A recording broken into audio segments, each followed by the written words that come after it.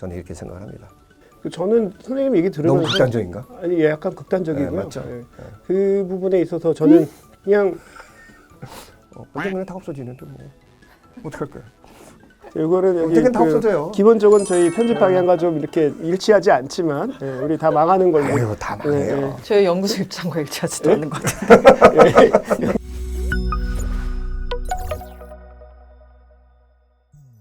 네, 오늘 피벗 에코의 첫 시간인데요. 이렇게 두 분의 게스트를 모시고 게스트를 하지만 한 명은 원래 있던 사람이고 실제 게스트는 중간에 있는 배보람 선생님입니다. 그래서 먼저 우리 이대택 선생님부터 자기소개 간단하게 하고 우리 오늘 진행했으면 좋겠는데요. 이대택 선생님 뭐 하는 사람입니까? 저는 국민대학교 이대택 교수고요. 지금 현재 스포츠인권연구소 대표를 맡고 있습니다. 네, 안녕하세요. 저는 녹색전환연구소라고 하는 우리나라의 기후위기와 탄소 중립으로 전환하는 과정에서 우리 사회가 어떻게 되어야 되는지에 대해서 좀 전환 방향에 대해서 같이 연구하고 있는 민간 싱크탱크에서 일하고 있는 배보람이라고 합니다. 자, 이 조합이 완성이 된 이유는 지난주 금요일 날 우리 조효재 선생님 모시고 최근에 냈던 그 침묵의 범죄 에코사이드라고 하는 책에 대해서 조효재 선생님 얘기를 듣고 토론하는 시간을 가졌어요. 그때 토론자로 오셨던 분이 배보람 선생님이고 그날 또 다른 토론자가 우리 이대택 선생님인데요. 좀 못다한 얘기를 좀 나누고 싶어서 했는데요. 그 평소 관심사하고 연관돼서 어떤 생각들이 떠올랐는지 우리 배보람 선생님부터 얘기를 해볼까요? 저는 우선은 좀 강의 자체를 주관하시고 주최하신 그 스포츠 쪽, 이제 문화계 쪽, 이쪽에서 생태와 기후위기에 대해서 어떻게 접목할지를 고민하고 있다라는 게 조금 우선은 매우 흥미로웠고, 그래서 이 에코사이드의 문제, 기후위기로 인해서 우리가 겪고 있는 생태계 파괴라던가 아니면은 어떤 사회의 대대적인 전환 과정에서 스포츠와 그리고 문화적 측면에서 어떻게 이 문제를 바라보고 어떻게 대응할 수 있을까를 좀 고민하고 있는 그 주제 자체가 너무 우선은 흥미로웠고요. 그리고 이제 조효재 선생님께서 계속해서 이 기후위기 시대에 우리 사회에서 구성원들이 어떤 식으로 이 기후위기를 인식하고 어떤 노력들을 해야 되는가에 대해서 이야기해 주셨던 것도 저는 특히 이제 뭐 세대로서의 문제를 계속 접근하는 게 아니라 우리 모두에게 이 기후위기가 모든 세대, 모든 사람들한테 영향을 미치고 있다라는 점에서 같이 고민해야 된다는 지점들이 좀 재미있게 들었던 것 같습니다. 그날 얘기했을 때 좀 인상 깊었던 부분들이 이게 그냥 옵션이 아니잖아요. 우리가 해도 되고 안 해도 되는 게 아니라 반드시 해야 되는 거고 여기에 대한 그 대가를 치러야 될 일들이 지금 벌어지고 있는 거여서 일종의 어떤 액션이 필요하다는 얘기를 하셨는데요. 액션하면 또 이제 스포츠니까 우리가 어떤 활동을 통해서 어떤 움직임을 통해서 이걸 어떻게 운동으로 만들어야 할까 이런 고민들을 좀 했던 것 같아요. 이대택 선생님은 그날 어떠셨나요? 저는 어쨌든 그 조효재 선생님의 강의를 이렇게 들으면서 다 옳은 얘기고 맞는 얘기지만 그 이야기를 지금 우리가 지금 하고 있는가? 이게 과연 오히려 거꾸로 옳은가? 너무 늦었다라는 생각이 좀 해서 그래서 방금 우리 배보람 선생님 얘기하셨지만 그게 흥미롭다. 아니, 흥미롭다가 아니고 이게 제가 봐서는 이미 늦었어요. 저는 그렇게 생각을 해요, 개인적으로. 그래서 빨리 이 사회의 모든 구석구석에서, 사회의 모든 영역에서 이게 뭐 누구는 생각해야 되고 누구는 생각하지 않아도 되는 그런 문제가 아니다. 이게 뭐 좀 덜 소비하고 조금 뭐 배출 줄이고 우리가 생활을 이 수준이 아닙니다, 이제는. 확 전환을 해야 되는 시절이라 거기에 스포츠가 참여할 수 있을까?가 아니고 이제는 참여할 수밖에 없고 스포츠도 거기에 맞춰서 다 바뀌어야 된다라고 저는 생각을 하죠. 너무 길게 얘기했나? 저도 비슷한 생각이긴 하긴 하는데 이게 늦었다 뭐 이렇게 근데 그나마 지금이라도 그런 얘기를 하는 것 자체가 또 의미 있다고 생각하고 뭐 아무리 늦었다고 해도 일단은 어떤 액션을 해야 되니까 그거의 어떤 시발점으로서 우리가 이런 이야기를 나눌 의미가 있다고 생각을 하고요. 그 조효재 선생님 또 얘기했던 다른 부분 중에 하나가 우리가 스포츠가 좀 기후위기에 약간 안 좋은 영향으로 그러니까 특히 이제 메가 스포츠 이벤트 할 때마다 생기는 어떤 환경적인 문제들 이런 것들에 대해서 피해를 줬다면 그날 들은 얘기 중에 좀 희망적인 것이 스포츠를 매개로 스포츠를 도구로 또 기후위기를 좀 극복할 수 있는 어떤 그런 도구가 되지 않을까라는 그런 메시지도 주셨던 것 같아요. 그래서 양쪽 다 이제 스포츠가 기후위기에 악영향을 미치기도 하지만 반대로 스포츠의 어떤 부분이 기후위기에 도움이 되는 그런 방식으로 움직일 수 있다라는 그런 예도 좀 들어주셨던 것 같은데요. 그럼 과연 우리는 뭘 해야 될까? 뭐 이런 부분들도 좀 생각했으면 좋겠어요. 그러니까 원론적으로는 지금 뭔가 안 하면 안 된다라는 얘기는 동의를 했고 그렇다면 우리가 이 스포츠를 가지고 기후 위기에 대항해서 어떤 일을 할 수 있을까에 대한 얘기를 좀 구체적으로 나누면 좋겠는데. 제가 조금 과격할 수도 있고 극단적일 수도 있고 제 연구소 대표로서 이렇게 얘기하면 이게 조금 너무 나갈 수도 있는 건데 그냥 아까도 잠시 전환되어야 된다고 제가 얘기를 했는데 저는 기본적으로 지금 현재의 스포츠가 구성되고 운영되는 방식이 이제는 더 이상 허용될 수 없다고 생각을 해요. 예를 들어서 탄소 배출 가장 많은 비율을 차지하는 게 이제 공장에서의 등등 그리고 사람의 이동 그리고 교통수단 이제 메이저들이 이렇게 있지 않습니까? 그런데 스포츠는 그 탄소 배출에 관련된 메이저 영역, 주요 영역을 모두 다 차지하고 있어요. 뭐 건설, 스타디움 만들어야 되잖아요. 체육관 만들어야 되고 스키장 만들어야 되고 수영장 만들어야 되고 도움구장 만들어야 되는 거잖아요. 그리고 저 스포츠를 하려고 하면 도구들, 장비들 다 필요해요. 그리고 뭐 경기를 하려면 사람들이 모여야지, 또 교통수단 이용해야지, 뭐 등등등. 그러니까 이게 탄소 배출이라는 건 사실은 일종의 포션이 있는 거예요. 근데 갈수록 이 포션이 커져. 그래서 우리는 그 포션을 줄여야 되는데, 그러니까 커지는 포션에서 영향을 주는 것 중에 하나가 나는 스포츠라고 생각을 하는 거예요. 오히려. 그래서 스포츠가 이제는 굉장히 제한된 방식으로 운영이 되고 그것이 선택되고 종목이 구성되는 방식으로 저는 이동해야 된다고 생각을 하는 거예요. 그러니까 단순히 우리가 운동장에 무슨 뭐 에너지를 덜 쓰자, 뭐 에어컨을 덜 쓰자, 뭐 소비를 덜 하자 이런 수준의 것으로 했다면 우리가 이렇게 긴급하게 얘기할 필요가 없을 거예요. 제가 말씀드린 것처럼 긴급해요. 이거는 스포츠가 어떻게 잘 우리가 뭐 기여하고 이럴 계제가 이제 더 이상 아니다. 그거보다는 훨씬 더 우리가 무지막지하게 컷오프 해야 된다. 제가 생각하는 스포츠 앞으로 어떻게 해야 되냐, 앞으로 20년, 30년 후에 어떻게 되냐, 가능하면 빠르게 지금 현재의 종목부터 시작해서 지금 종목의 구성과 운영 방식, 그리고 이벤트가 일어나는 방식, 선수가 운동하는 그리고 이것이 모여서 대회를 하는 방식 모두가 급변하지 않으면 매우 손가락질 많이 받을 것이다. 저는 이렇게 생각을 합니다. 저는 선생님 얘기 들으면서 너무 극단적인가? 아니, 약간 극단적이고요. 네, 맞죠. 네. 그 부분에 있어서 저는 그냥 뭐 굉장히 많은 팬이 모인 여기에 기후위기 어떤 메시지가 쑥 들어가서 많은 사람들이 보고 있다 갑자기 깜짝 놀래게, 그리고 선수들이 모두 이 기후위기에 대한 어떤 메시지들을 동참해가지고 얘기를 하거나 이런 부분 정도의 어떤 임팩트를 굉장히 이제 소극적으로 생각을 했었는데, 이제 지금 이대택 선생님 얘기하신 거는 기존에 있던 우리 스포츠 운영하는 방식 자체가 갖고 있는 어떤 그런 성장주의적인 이런 부분들을 지적을 하고, 아예 이제 움직이는 것 자체가 탄소를 만들고 있으니까 그 멈춰라. 그러려면 훨씬 더 근본적인 어떤 그런 성장을, 그러니까 탈성장을 해야 되는 거죠. 그러니까 우리가 계속 이제 뭔가 더 나아지고 막 이런 어떤 태도에서 정반대의 그 전환을 해야 되는데, 사실 스포츠로는 그 생각을 아직 못 해본 것 같아요. 그래서 지금 저도 이제 얘기를 들으면서 그럼 우리 이제 원시 시대로 가서 약간 돌 깎기 뭐 이런 거 하면서 뭔가 아주 프리미티브하게, 그 뭐 스웨덴이나 이런 데는 그 오리엔테링 같은 거 있잖아요. 그러니까 뭐 어떤 기구가 이런 게 필요한 게 아니라 그냥 나침판 주고 밤에 어디에서 어디까지 움직여서 누가 먼저 가나 이런 식으로 이제 전 지역 주민이 모여가지고 이렇게 하는데, 그런 종류의 스포츠가 좀 상상할 수 있는 스포츠가 아닐까 이런 생각을 해봅니다. 저는 인간이 많이 움직여야 된다고 생각을 해요. 뭐 그 중에 하나의 아이템으로서 우리가 스포츠라는 형식이 생겼고, 그 형식을 따르다 보니까 이제 경쟁이라는 요소도 들어가고, 그래서 뭐 이벤트도 만들어지고 뭐 어떤 기구도 만들어지고 단체도 만들어지고, 저는 많이 움직이고 활동을 해야 된다고 생각하고, 거기는 저는 이견이 없어요. 당연히 그래야죠. 뭐 손발 꽁꽁 묶어 가만히 있을 수도 없는 거니까. 그런데 움직이는 것과 스포츠라는 개념으로서 활동으로서 느끼는 어떤 육체적 쾌감의 방식이 지금의 스포츠가 아니더라도 저는 충분히 많을 거라고 생각을 하는 거예요. 우리가 생각을 안 해봤을 수도 있고, 아까도 말씀하신 것처럼 오리엔티어링이 그렇고 매우 아주 단순하게 큰 비용 들이지 않고 큰 어떤 에너지 소비하지 않으면서도 우리가 뭐 등산도 다닐 수도 있고 뭐 다른 어떤 뭐 여러 가지 행위들을 하고 스포츠를 할 수 있다고 저는 생각을 하기 때문에, 그래서 특히 뭐 메가 스포츠 이벤트라든가 굉장히 그 돈이 많이 들어가는 방식의 것들, 그러니까 돈이 들어가는 양 자체와 거의 아마 탄소 배출은 거의 유사하지 않을까라고 생각을 해요. 그래서 돈이 들어가지 않은 방식의 스포츠가 있을까라고 찾으면 저는 굉장히 많을 거라고 보고, 그것이 사회에 기여한다고 저는 생각을 하고, 어차피 뭐 인류가 뭐 멸망하든 뭐 그 전까지 뭐 최소한 한 200~300년 더 늘려야죠. 언젠가는 다 없어지는데 뭐 어떡할 거야. 이거는 여기 언젠간 다 없어져요. 기본적으로 저희 편집 방향과 좀 이렇게 일치하지 않지만 우리 다 망하는 걸로. 에휴, 다 망해요. 저희 연구소 입장과 일치하지도 않는 것 같은데.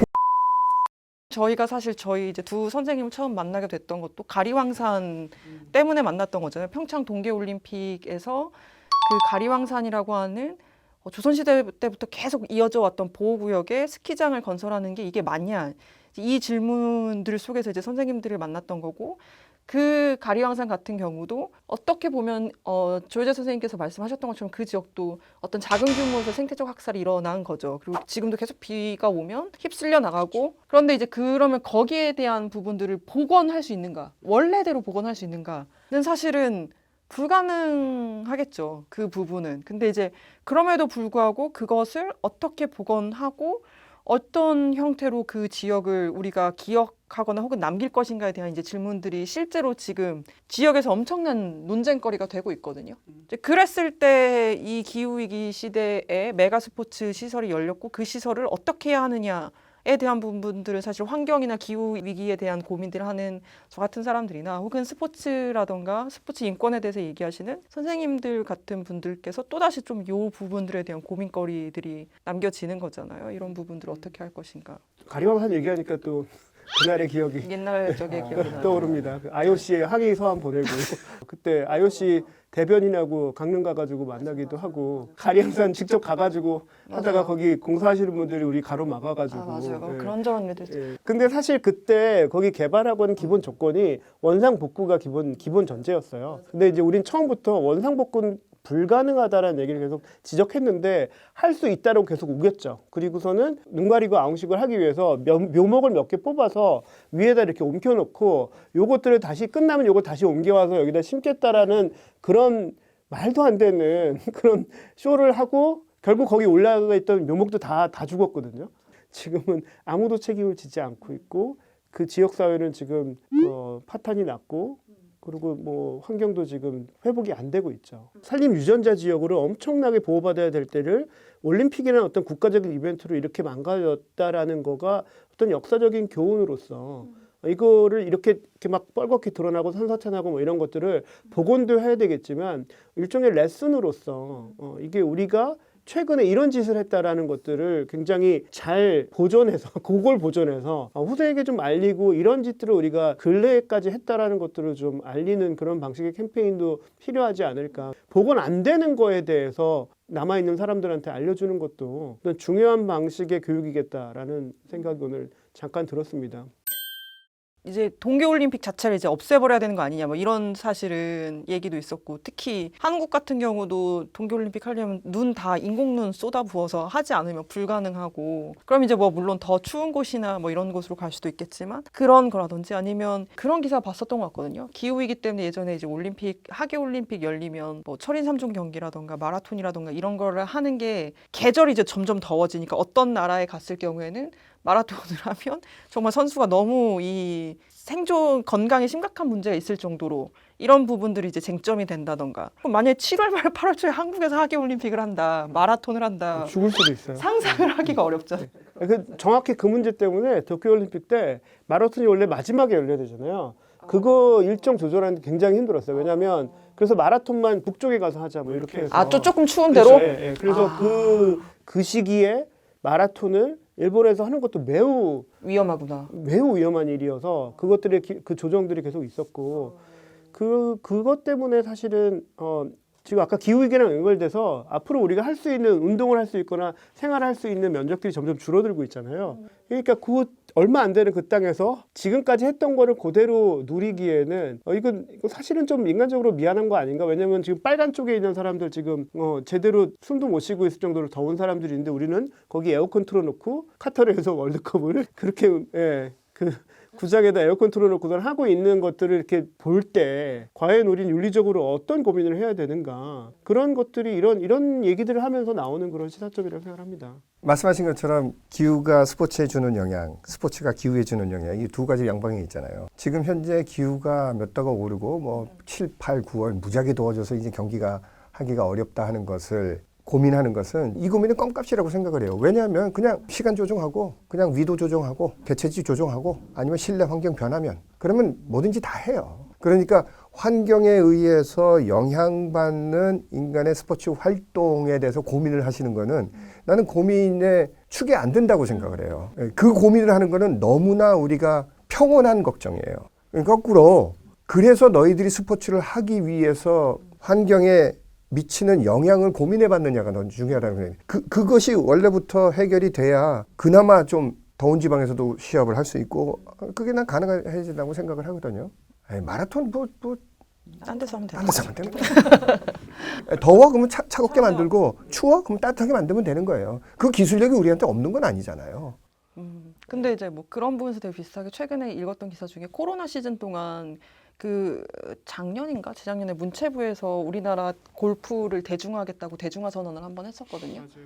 근데 이제 그게 코로나 시즌 동안 이 해외에 나가셔서 골프를 치시던 분들이 해외를 못 나가니까 국내 골프장으로 많이 이제 가셨고 그래서 골프장 시장이 되게 안 좋았는데 시장이 확 다시 이제 조금 붐이 다시 일어나고 그러면서 이제 골프장 활성화하겠다 이제 이런 계획들이 나왔었거든요. 근데 사실 얘기하셨던 대표적으로 환경을 뭐 파괴하거나 환경에 어떤 영향을 미치느냐 했을 때 골프장 같은 경우가 산림을 대대적으로 훼손하는 거기도 하고 특히 물 문제, 물을 엄청나게 쏟아붓기 때문에 물 문제가 있고 홀수 자체가 뭐 골프를 뭐 기본 단위가 18홀 뭐 18홀 배수로 가잖아요 보통 32홀 이런 식으로 가다 보니까 그렇게 됐으면 대규모의 개발 자체가 불가피하고 그럼 그게 사실은 산림 생태계라던가 지역의 환경 생태계나 야생동물 서식지에 상당한 영향을 미치거든요. 이제 그런 부분들에서 스포츠가 환경에 미치는 영향, 이거는 이제 메가 스포츠의 경기장 시설을 어떻게 할 것이냐, 혹은 골프장 같은 시설을 어떻게 할 것이냐, 이렇게 좀 대대적인 개발을 필요로 하는 스포츠 종목들에 대해서 어떤 식으로 접근할 건가, 혹은 거기에 대해서 어떻게 얘기할 건가, 이런 이슈들이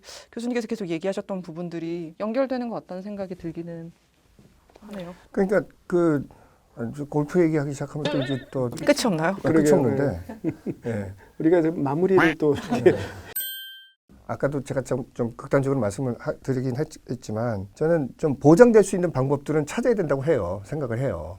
그러나 골프가 가지고 있는 문화적 어떤 가치와 사람들의 기대 것들로 인해서 그 환경과 관련된 것들이 상대적으로 저평가되거나 아니면 그것을 무마시키고 그냥 넘어가 버리는 방식들은 우리가 좀 피해야 된다고 생각해요. 아까 그 가리방산도 얘기했지만 우리가 올림픽을 싫어했거나 올림픽에 대해서 우리가 비판한 것이 올림픽 자체를 비판했다는 것보다는 이 올림픽이 유치되고 그리고 개발되고 하는 과정에서 그 많은 뻔한 거짓말들 그리고 그것으로서 스포츠가 굉장히 좋은 사회적 기여를 한다고 사람들한테 거짓말하는 과정들에 대해서 저는 좀 사회적 합의와 서로의 이해가 저는 맞아떨어져야 된다고 생각해요. 그러니까 이게 뭐냐면 분명히 누구한테 책임이 있는데 그 책임자가 누군지도 모르는 게 아니고 우리 모두가 다 책임지고 가자는 거죠.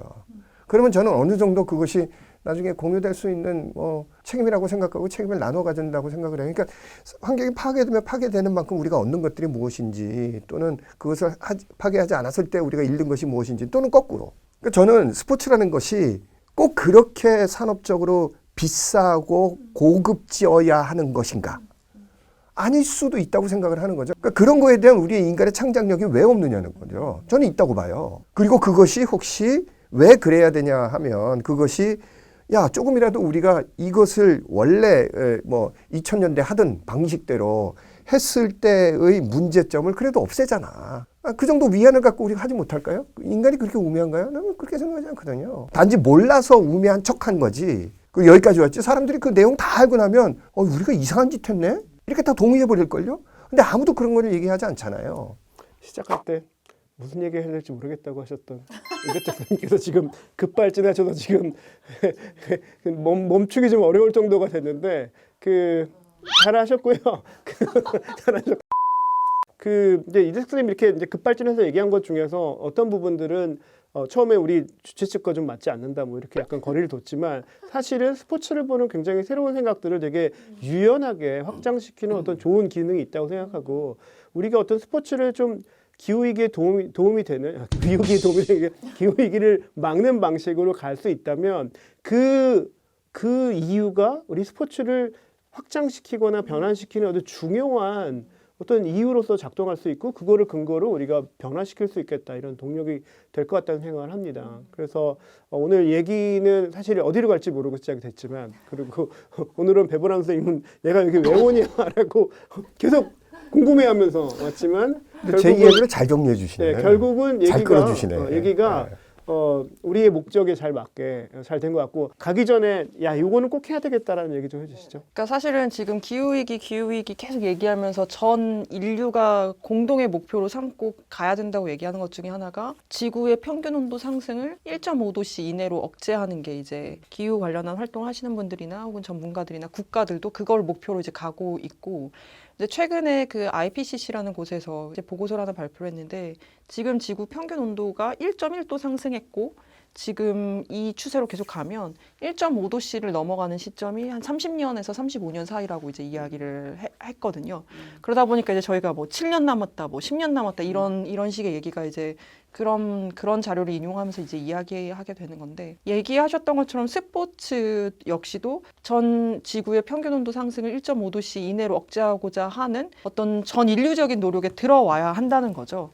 그랬을 때 우리가 그동안 계속 스포츠라고 했을 때 특히 이제 메가 스포츠 이벤트가 어떤 국가에 얼마나 우리가 잘 나가고 있고 우리가 얼마나 대단하고 그리고 또 우리 이 스포츠 정신을 통해서 전 세계가 하나가 되어야 한다 이런 이유로 스포츠 행사에 대해서 너무나 많은 것들을 허용해 줬던 거죠.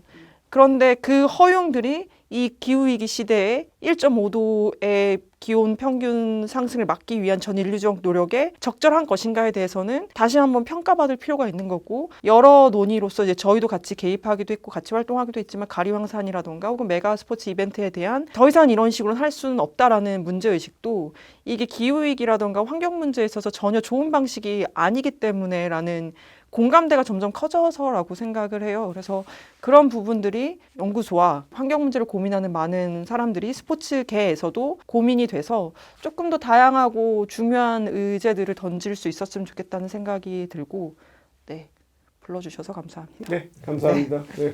이제 좀 약간 슬슬 술이 깨는 느낌에 네, 이제 끝나려고 하니까 이제 끝나는. 네. 제가 믿는 거 하나는 뭐냐면 사람은 태어나면서부터 기본적으로 생명을 가지고 있다라는 것 그리고 여러 명이 어떤 그 사회라는 구성을 만들어가면서 사람이 사회 인격체로서의 어떤 권리를 보장받아야 된다고 생각을 해요. 지금까지 인권하면에서의 구성원으로서의 하나의 인권이라는 것이 굉장히 많이 강조되고 거기에 대한 해석들도 많았고 그런데 생명체로서의 인권 그리고 그 생명체로서의 인권이라는 것은 움직임에 대한 어떤 자유성, 이 권리가 보장되어야 된다고 생각을 해요. 근데 과연 지금 현재 이 사회가 사람들의 육체적 동물로서의 이 몸이 움직이는 것을 어느 정도 보장하고 그것을 지원해주고 그것을 가능하게 해주는가. 그러니까 그 중에 하나가 저는 스포츠라고 생각을 합니다. 그래서 스포츠가 경쟁을 해서 내가 금메달 땄어, 1등 했어, 기록을 얼마나 냈어도 중요하지만 그것은 스포츠의 목적과 과정과 가치 중에 하나일 뿐이지 실질적으로 운동을 못하는 사람한테도 그것이 보장되어야 되고 운동을 좋아하는 사람, 싫어하는 사람도 모두가 어떤 방식으로도 움직여야 된다고 생각을 하기 때문에 그래서 스포츠와 인권이 저는 그게 두 개가 합치가 가능하다고 생각을 합니다. 그래서 스포츠 인권이라는 것은 누구나 스포츠를 즐길 권리와 어찌 보면 약간은 책임과 의무까지 저는 같이 있다고 생각을 하고 저희 스포츠 연구소는 스포츠 연구소가 아니구나. 인권 연구소입니다. 네, 그러니까 스포츠 인권 연구소는 그러한 스포츠가 줄 수 있고 또 인간이 스포츠를 어떻게 즐기는가 그 과정에서의 양자 간의 관계를 좀 제대로 정립하고 그것이 사회에 구현될 수 있도록 하는 그러한 활동과 연구 그리고 조금이라도 더 우리가 더 확장되어서 다양한 그런 스포츠를 생각할 수 있게끔 하도록 하는 일들을 하고 있습니다. 예, 저희 스포츠 인권연구소 많은 관심을 부탁드리고 조태꿀 좋아요, 알림 설정, 구독 많이 늦었네요. 네, 댓글도 달아주셔야 되고요. 네, 네. 감사합니다. 네, 감사합니다. 오늘 뭐 여러 가지 마지막까지 뭐 에코인데 우리 밖에서 해야 되지 않나, 나무에서 햇빛 받아가면서 해야 되지 않나 이렇게 논란 끝에 다시 들어왔는 막판에 이렇게 됐는데 2달에 한 번 정도 이런 촬영 기회를 해서 우리가 피벗으로 나누는 이야기들을 조금 더 심화해서 그리고 이걸 널리 알리는 이런 작업들을 해가려고 합니다. 여러분들 계속 구독, 좋아요 되게 민망하네요. 이거 버릇 습관이 안 돼서 어쨌거나 관심 많이 가져주시면 고맙겠습니다. 자, 오늘 여기까지 하고 우리 마무리하겠습니다. 다 같이 인사를 할까요? 하나 둘 셋 하고 인사할게요. 하나 둘 셋. 네. 감사합니다. 네, 수고하셨습니다. 수고하셨습니다.